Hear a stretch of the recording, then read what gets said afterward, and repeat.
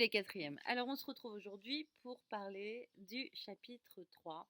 On va parler de la tension. Euh, alors la différence entre intensité et tension. Intensité, c'est ce qu'on a vu dans le chapitre d'avant. Eh bien, petit schéma, sens du courant électrique dans un fil électrique traversé par une lampe. L'intensité, on avait dit que ça correspondait à un débit. Donc on va brancher, hop, un ampèremètre en série dans un circuit électrique et on va pouvoir mesurer le débit du courant électrique.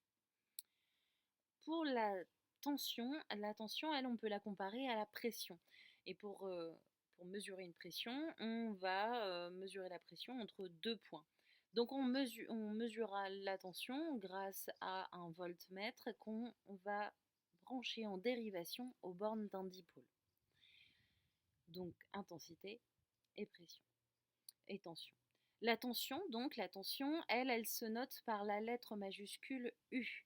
Alors, attention, hein, c'est un piège. L'intensité, c'était facile, c'est un grand I, alors que la tension, elle, c'est un grand U. Elle se mesure, cette grandeur se mesure en volts, et le symbole de volt, c'est un grand V majuscule, ainsi que ses multiples et sous-multiples. Le millivolt, le kilovolt fonctionnent aussi très bien. Alors, on mesure cette intensité grâce à des petits appareils qu'on appelle des multimètres, que je vous ai déjà présentés. Et dans ces multimètres, on a ces petits appareils ont la capacité de faire 3 mesures dans un courant électrique. L'intensité par la partie ampèremètre qu'on a vu au chapitre précédent, la partie tension qui correspond au voltmètre qu'on va étudier dans ce chapitre-là, et puis une troisième qui mesure la résistance en ohms ici, et ça vous verrez ça plutôt l'année prochaine. Ce sont les 3 grandeurs qu'on mesure dans un circuit électrique. Alors je ne vais pas utiliser celui-ci parce que malheureusement il est grillé, j'ai pas de fusible, je vais utiliser le mien pour bricoler. Alors, donc ce multimètre, on va utiliser la partie voltmètre et vous l'avez compris, il faut le brancher en dérivation aux bornes d'un dipôle pour mesurer une tension. On va faire des petites expérimentations. Alors, je vais déjà mesurer la tension de mon boîtier de piles. Comme ça, je vais savoir s'il est déchargé ou pas. À l'intérieur, j'ai 3 piles de 1,5 volts. Donc, je devrais avoir, si mes piles sont totalement chargées, une tension de 3 fois 1,5 de 4,5 volts. Alors, c'est parti. Hop. Je vais tout simplement brancher un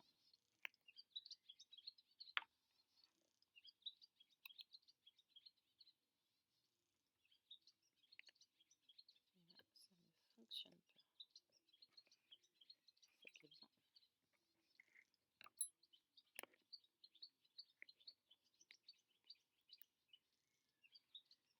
Alors, et donc on se retrouve avec 4,30, donc mon boîtier est tout à fait bien chargé.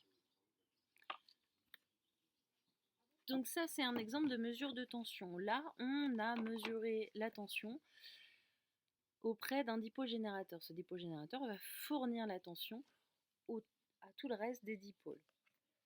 Alors, je vais repartir d'un petit montage électrique. On va mesurer la tension. Donc, on a déjà mesuré la tension du générateur. On va mesurer la tension auprès d'un dipôle. On va faire un petit montage comme ça avec un générateur, une lampe et on va brancher un voltmètre. Ici, on a branché le voltmètre aux bornes du dipôle générateur, ici aux bornes de la lampe. Et on va voir ce qui se passe si on branche aux bornes d'un interrupteur ou aux bornes d'un fil de connexion. Donc dans ce cas-là, ce ne sera pas aux bornes d'un dipôle. Alors, c'est reparti, on est parti. Donc mon dipôle générateur, dont on vient de mesurer la tension, une lampe et un interrupteur. C'est reparti, on va brancher en série. Hop.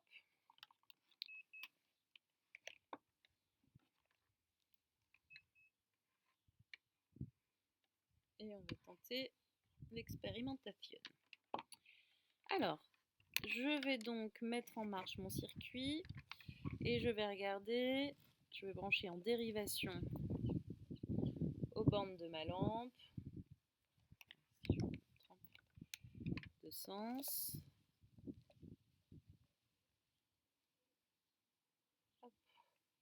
et je vous montre le résultat. Donc aux bornes de ma lampe, ma torsion fournie est de 4 volts, 4,12 volts. Alors, vous avez remarqué, quand on a un multimètre comme ça, nous avons des bornes, comme la dernière fois à l'ampèremètre. Donc la borne d'où arrive l'électricité, c'est-à-dire le plus, on va le brancher ici, là où il y a marqué volt. Et la borne de sortie d'électricité, donc qui va vers le moins, puisque le sens du courant va du plus vers le moins, ce sera toujours la borne COM. Ensuite, ici, j'ai plusieurs calibres. Comme pour l'intensité, on choisit d'abord le plus petit calibre et puis petit à petit, on augmente si la mesure n'est pas assez précise. Mais surtout, on ne va pas au plus fort calibre, sinon on grille l'appareil. Le fusible fond à l'intérieur. Donc ça. Et si jamais vous avez un chiffre négatif, donc là je suis bien, hop, mon courant arrive par ici, la borne plus s'en va vers la borne moins. Mais si jamais j'inverse mes fils, c'est comme quand on mesurait l'intensité dans le chapitre d'avant. À ce moment-là, je vais obtenir un résultat négatif. Et je vais avoir un petit moins devant mon résultat, ça va être le même résultat, sauf qu'il va être négatif. Ok. Je continue, je vais cette fois-ci aller regarder ma tension. Je ne sais pas si je peux le mettre comme ça pour que vous puissiez voir les chiffres. Je vais aller voir ma tension aux bornes de mon interrupteur fermé. Et là, vous voyez que mon chiffre reste à 0. Donc aux bornes d'un interrupteur fermé, comme si j'avais un fil de connexion, c'est égal à 0. Si mon interrupteur est ouvert, par contre, je vais remesurer l'intensité. Et là, vous voyez apparaître le résultat. Alors, la tension aux bornes de mon interrupteur est de 3,42 volts. Si cette fois-ci, je me branche, on a dit on essayait aux bornes, je me mets en dérivation aux bornes d'un fil de connexion. Donc, je suis en dérivation aux bornes d'un fil de connexion. Et cette fois-ci, vous pouvez regarder, c'est égal à 0. Il n'y a pas de tension aux bornes des fils de connexion. Et si je me remets de nouveau aux bornes de mon générateur, comme on a fait la première fois, pareil, je me mets en dérivation.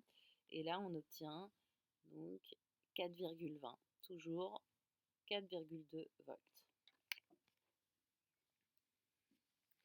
Alors, donc, vous avez compris, pour mesurer une tension, on l'exprime en volts, on utilise un voltmètre, et ce voltmètre doit être branché aux dérivations aux bornes d'un dipôle.